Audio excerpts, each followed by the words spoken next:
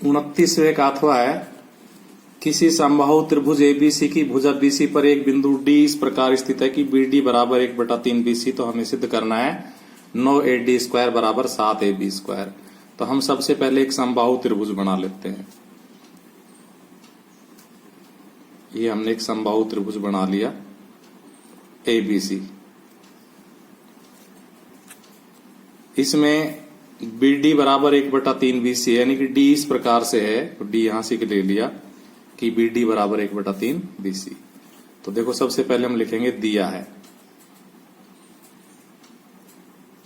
तो हमें दिया है समबाहु त्रिभुज है यानी कि AB बराबर BC बराबर AC, और क्या दिया है BD बराबर 1/3 BC।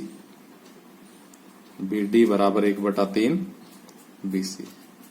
तो हमें क्या सिद्ध करना है, बिल्कुल साफ साफ लिखा हुआ है सवाल में, हमें सिद्ध करना है 9AD स्क्वायर बराबर 7AB स्क्वायर। रचना में हम एक को D से मिलाएंगे और AE लंबवत BC खींचेंगे। एक को D से मिलाया तथा AE लंबवत BC खींचा। इसके बाद हम उत्पत्ति शुरू करते हैं। तो उत्पत्ति के लिए हम कुछ तैयारियां करते हैं, जैसे हमें एक तो DE की वैल्यू निकालनी है, एक हमको BE की वैल्यू निकालनी है, हमारे काम आएगी। तो हम सबसे पहले लिखेंगे कि भाई ये AE लंबवत है BC पर और ABC समबाहु त्रिभुज है, इसलिए BE बराबर AC लिखेंगे। चूंकि AB बराबर BC बराबर AC तथा AE लंबवत BC, ये सब चीजें मिलकर के हमें बता रही है कि BE बराबर AC, इसलिए BE बराबर AC। अगर हम इसको सिद्ध भी करना चाहे तो सिद्ध भी कर सकते हैं, बराबर 1/2 BC। ये हमारा एक नंबर हो गया, क्योंकि हम इस त्रिभुज को और इस त्रिभुज को सर्वांगसम कर सकते हैं। बहुत आसान है इनको सर्वांगसम करना, और उस वजह से फिर BE बराबर AC हो जाएगी। बाकी हम डायरेक्ट भी लिख सकते हैं। इसके बाद हमें जरूरत है DE की। तो देखो ये जो DE है चित्र में देखो, जो DE इसको हम क्या लिख सकते हैं, BE minus BD, BE minus BD। और BE की वैल्यू 1/2 BC रख सकते हैं, BE की वैल्यू 1/2 BC, और BD की वैल्यू हम क्या रख सकते हैं 1/3 BC, 1/3 BC। तो BE की वैल्यू तो कहां से रखी 1 से, और BD की वैल्यू कहां से रखी दिया है से। इस प्रकार से इनका एलसीएम ले लो तो कितना आ जाएगा एलसीएम 6। तो यहां आ जाएगा 2 3 6 3 BC माइनस 3 दूनी 6 2 BC। इनको 3 BC में से 2 BC घटाएंगे तो 1 BC/6। और हम इस प्रकार से D का मान क्या निकाल चुके हैं, हम निकाल चुके हैं 1/6 BC। ये नंबर 2। अब देखो हमारे पास दो समकोण त्रिभुज बने हुए हैं। एक तो समकोण त्रिभुज ABE, क्योंकि ये कोण 90 डिग्री का है, इसमें कर्ण स्क्वायर बराबर आधार स्क्वायर प्लस लंब स्क्वायर। तो लिखेंगे समकोण त्रिभुज ABE में लंब स्क्वायर यानी कि AE स्क्वायर प्लस आधार स्क्वायर यानी कि BE स्क्वायर बराबर कर्ण स्क्वायर यानी कि AB square. AE square plus BE square बराबर AB स्क्वायर। हमें तो AE स्क्वायर चाहिए, क्योंकि हम अगले जब पाइथागोरस प्रमेय लगाएंगे तो उसमें भी AE स्क्वायर आएगा, तो वहां इसकी वैल्यू चाहिएगी। तो इस प्रकार से हम BE स्क्वायर को उधर ले गए, जाके घट गया। ये नंबर 3। अब हम ये छोटा सा त्रिभुज पकड़ते हैं ADE, ये भी 90 डिग्री कोण था, AD क्या हुआ कर्ण हुआ।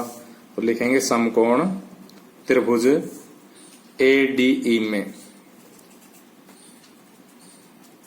इसमें ए डी स्क्वायर बराबर A E square plus D E square, A D square बराबर A E square plus D E square.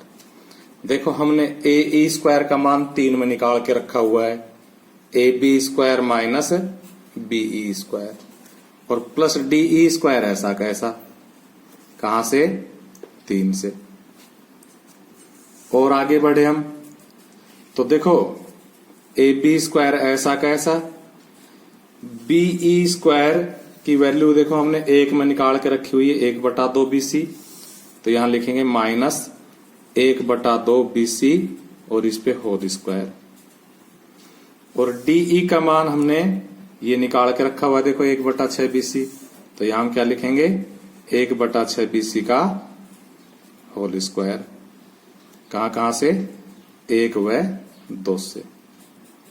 अब इसको कैलकुलेट कर देंगे, देखो A B square minus 1/4 square करेंगे ना BC स्क्वायर, प्लस 1/36 स्क्वायर करेंगे BC स्क्वायर, बराबर A B square minus 1/4 A B square. क्या कर दिया, BC की जगह ए बी, क्योंकि समबाहु त्रिभुज है, 1/36 AB, चूंकि BC बराबर AB। इनको एलसीएम लेके हल कर दो, तो एलसीएम आ गया हमारा 36, 1 का भाग दिया 36 बार गया तो 36 AB स्क्वायर, 4 का भाग दिया 9 बार गया तो 9 AB स्क्वायर, और 36 का भाग दिया तो 1 बार गया तो 1 AB स्क्वायर। इस प्रकार ये 36 में से 9 गए तो 27 और 1 28 AB स्क्वायर बटा 36। तो हमारा ये किसके बराबर चल रहा है वैल्यू, ए डी स्क्वायर के बराबर चल रहा है। तो देखो ए डी स्क्वायर तो इधर से आ गया, और ये काट दो 4 से, 4 7 28 और 4 9 36। तो इस प्रकार से क्या आ जाएगा 7/9 ए बी स्क्वायर। हम 9 को इधर ले आ रहे हैं, तो 9 इधर आके क्या हो जाएगा 9 ए डी स्क्वायर बराबर 7 ए बी स्क्वायर, और यही हमें सिद्ध करना था। ये 30वां सवाल है। ये हमने इस प्रकार का सवाल इसलिए लिया कि एग्जाम्पल है और हमने एक बार भी इसको क्लास में नहीं करवाया है। अगर ये हमसे कहे कि इसका कल्पित माध्य मानकर माध्य ज्ञात करना है, मैं क्वेश्चन में लिख नहीं पाया, अब लिख देता हूं। स्पेशल आएगा, यानी कि मेरा टारगेट है कल्पित माध्य मानकर सिखाना। तो एग्जाम में आप तो ये मान के चलो कि लिखा आएगा कि कल्पित माध्य मानकर माध्य ज्ञात करना है। तो हम सबसे पहले इस टेबल को बनाएंगे अपनी कॉपी में। तो लिखते हैं भार किलोग्राम में और विद्यार्थियों की संख्या।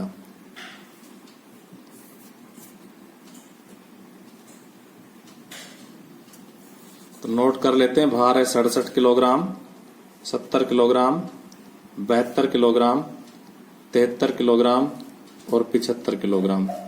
विद्यार्थियों की संख्या है 4 3 2 2 और 1। तो देखो इसको हम x से लिखते हैं, इसको हम f से लिखते हैं। तो सबसे पहले हम कल्पित माध्य मानते हैं, लिखते हैं माना कल्पित माध्य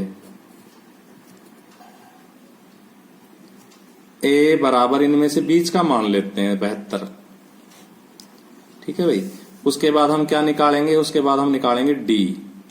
तो d का फॉर्मूला होता है x माइनस a। तो x का मान 67, a का मान 72। तो 67 में से 72 घटाएंगे, क्या आएगा, चलो मैं लिख भी देता हूं 67 माइनस 72। x का मतलब ये वाला जो मेरी उंगली के पास है, और a का मतलब जो हमने मान रखा है ये, इन दोनों को घटाया तो कितना आएगा 5। फिर 70 माइनस 72, हर बार घटेगा 72 ही, हर बार कल्पित माध्य ही घटेगा, बराबर ये देखो माइनस लगाना भूल गए हम, माइनस का 5 बचेगा, -2। फिर 72 माइनस 72 0। फिर 73 माइनस 72 1, और फिर 75 माइनस 72 3।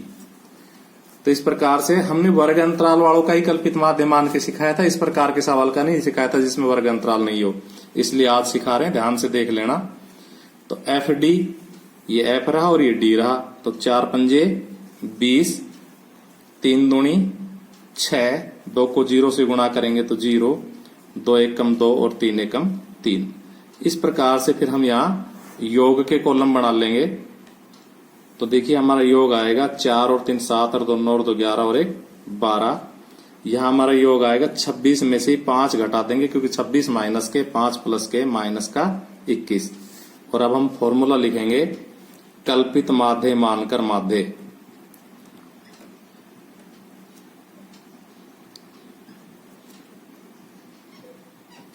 बराबर A plus sigma F D बटा सिग्मा एफ। तो A का मान 72 प्लस सिग्मा एफ डी का मान -21 बटा 12। तो देखो पहले तो कट रहा है 3 से, 3 7 21, 3 चौकू 12, तो 72 प्लस माइनस मिलके माइनस और 4 का भाग दे दो साथ में, 4 एकम 4, कितने बचे 3, 4 7 28, 4 पंजे 20। अब 72 में से आपको यहां रफ में घटा के दिखा देता हूं 1.75। तो क्या आ जाएगा 10 में से 5 गया तो 5, 9 में से 7 गया तो 2 और ये 1 और ये 7, 71.25 और ये भार है इसलिए यहां लिखेंगे किलोग्राम आंसर। 30वें का दूसरा है माध्यक ज्ञात करो। तो जब भी हम माध्यक ज्ञात करते हैं सबसे पहले CF ज्ञात करते हैं। तो देखो CF कैसे ज्ञात करेंगे, 6 का 6 आ जाएगा, फिर 20 जोड़ेंगे तो 26, 26 में 44 जोड़ेंगे, 6 और 4 10 और 4 और 2 6 और 1 7, इसमें फिर 26 जोड़ेंगे तो 96, 4 3 जोड़ेंगे तो 99, 1 जोड़ेंगे तो 100। यहां लिखेंगे योग, तो योग 100 आएगा क्योंकि आखिरी वाला योग होता है। फिर माध्यक ज्ञात करने का सीधा सिस्टम होता, लिखते चूंकि n बटा 2, n का मतलब बारंबारताओं का योग, तो 100 बटा 2 बराबर 50 से ठीक बड़ी संचयी बारंबारता।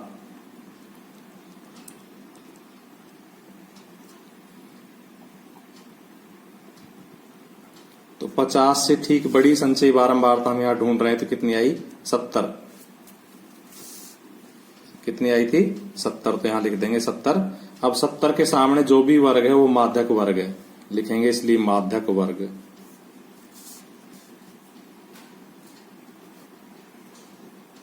बराबर 70, ओह सॉरी 40 से 50। तो इस प्रकार से अब हम माध्यक का सूत्र पहले लिख ले तो हमें पता लग जाएगा कि हमें क्या क्या चाहिए। तो लिखेंगे इसलिए माध्यक बराबर L प्लस n बटा 2 माइनस C बटा F गुणा H। तो L चाहिए माध्यक वर्ग की निम्न सीमा, लिखेंगे L बराबर 40। n बटा 2 चाहिए, हमने कैलकुलेट कर रखा है 50, तो n बटा 2 बराबर 50। C चाहिए, C क्या होती है माध्यक वर्ग से ठीक पूर्व वर्ग की संचयी बारंबारता 26, तो लिखेंगे C बराबर 26। F क्या होती है माध्यक वर्ग की बारंबारता 44, तो लिखेंगे F बराबर 44। और H होता है वर्ग अंतराल, तो कितना है 10 का है, तो H बराबर 10। ये सारे मान सूत्र में रख के कैलकुलेट कर देंगे। L का मान 40 रखा, n बटा 2 का मान 50 रखा, C का मान 26 रखा, F का मान 44 रखा और H का मान 10 रखा। इसको हल कर दो, आंसर आ जाएगा। तो 40, 50 में से 26 गए 24 बटा 44 गुणा 10। 4 से काट रहा हूं, 4 6 की 24, 4 एकम 4, 4 एकम 4। इस प्रकार हम 10 6 60 में 11 का भाग दे देंगे, हमारा उत्तर आ जाएगा। तो 40 प्लस 11 का भाग दे रहे हैं, 11 पंजे 55, 5 बचा, 11 चौक 44, 6 बचा, 11 पंजे 55 और इनको जोड़ देंगे तो 45.45 आंसर।